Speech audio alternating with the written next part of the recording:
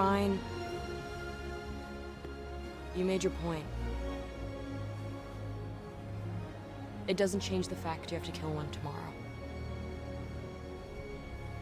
But if we can change your mind... What? You gonna take everyone up for a magical ride?